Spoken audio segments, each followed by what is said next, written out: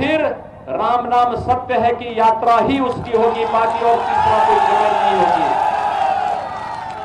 भाइयों बहनों, आपने देखा होगा आज प्रदेश के अंदर अपराध न्यूनतम स्थिति में आया है और आप मान के चलिए केवल 2 साल का भी कार्य हुआ है, 3 साल बाकी है। जो बचे कुचे गुंडे होंगे ना, इन 3 सालों में देखना ये कहां जाते हैं, इनको कहां हम लोग लेके जाते हैं।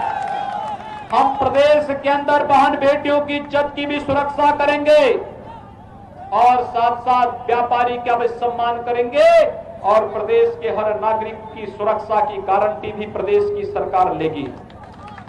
आज प्रदेश के अंदर विकास युद्ध स्तर पर चल रहा है। एक नए ओज, एक नए तेज के साथ हमारी सरकार ने तय किया जितनी भी वृद्धाएं होंगी पात्रता की श्रेणी में, हम उनको सबको पेंशन दे चुके हैं। जितनी भी विधवा महिलाएं थी सबको पेंशन स्वीकृत कर चुके हैं, दिव्यांग जनों को पेंशन स्वीकृत कर चुके हैं और शेष कार्य प्रधानमंत्री किसान सम्मान निधि में जो किसान बाकी होंगे, चुनाव के बाद उनके खाते में भी पैसे की राशि आ चुकी होगी, कोई बचेगा नहीं। जब योजना का लाभ भारतीय जनता पार्टी दे रही है, सुरक्षा की गारंटी भारतीय जनता पार्टी दे रही है और आतंकवाद को भी ठिकाना लगाने का कार्य भारतीय जनता पार्टी कर रही है, तो वोट भी तो भारतीय जनता पार्टी को चाहिए।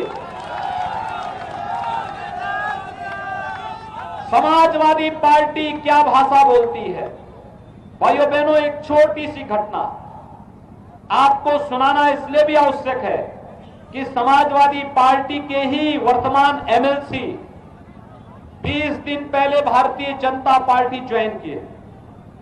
जब वो भारतीय जनता पार्टी में जुड़ने के लिए आए तो लखनऊ में मैं 1 घंटे के लिए था, तो उसी दौरान आए, उन्होंने कहा मैं भारतीय जनता पार्टी ज्वाइन करना चाहता हूं। मैंने कहा भारतीय जनता पार्टी को क्यों? उन्होंने कहा देखिए साहब, मैं 6 बार एमएलए रहा हूं, 2 बार मंत्री रहा हूं, वर्तमान में एमएलसी हूं।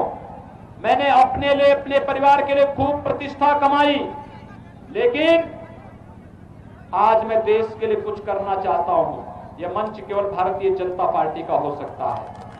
तो मैंने कहा भी एमएलसी चौधरी वीरेंद्र सिंह है, मैंने कहा भी चौधरी साहब हम तो टिकट अपना दे चुके हैं। उन्होंने कहा नहीं, टिकट वितरण के बाद ही मैं इसलिए ज्वाइन करना चाहता हूं जिससे मेरी कोई दावेदारी नहीं होगी, मेरे परिवार की कोई दावेदारी नहीं होगी। तब तक उनका लड़का बोल पड़ा, वो जिला पंचायत अध्यक्ष रहे शामली के, वो लड़का नौजवान लड़का बोला जब हम घर में जाते हैं तो घर में जाकर के घर की महिलाएं हमें धिक्कारती हैं, जब हमारी गाड़ियों में समाजवादी पार्टी का झंडा देखती हैं तो हम लोगों को धिक्कारते हुए कहती हैं क्या तुम लोग गुंडों का झंडा लेकर के घर में चले आते हो।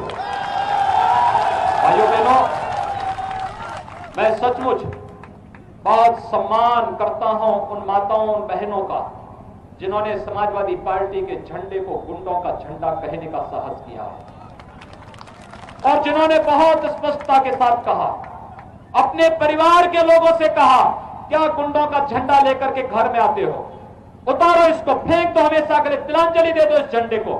और देश को सुरक्षा दे रहे हैं मोदी जी और प्रदेश को सुरक्षा दे रहे हैं योगी जी, उनका झंडा उठाइए और भारतीय जनता पार्टी का समर्थन करिए।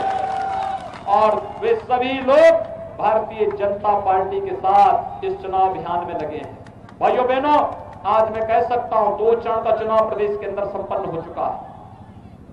80 में से 16 सीटों पर चुनाव संपन्न हो चुके हैं और 16 सीटों पर अगर परिणाम के बारे में आपको जानना है, कांग्रेस 0, सपा बसपा 0, भारतीय जनता पार्टी 16 सीट 2 चरणों के चुनाव की बात आ रही है।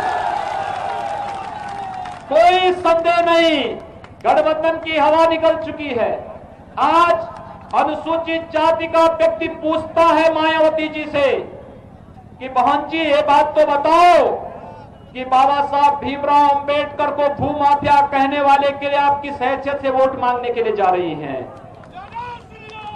आज पूछता यह प्रश्न मान्यवर कांसीराम जी के नाम पर बने हुए मेडिकल कॉलेज का नामकरण हटा करके और किसी दूसरे के नाम पर करने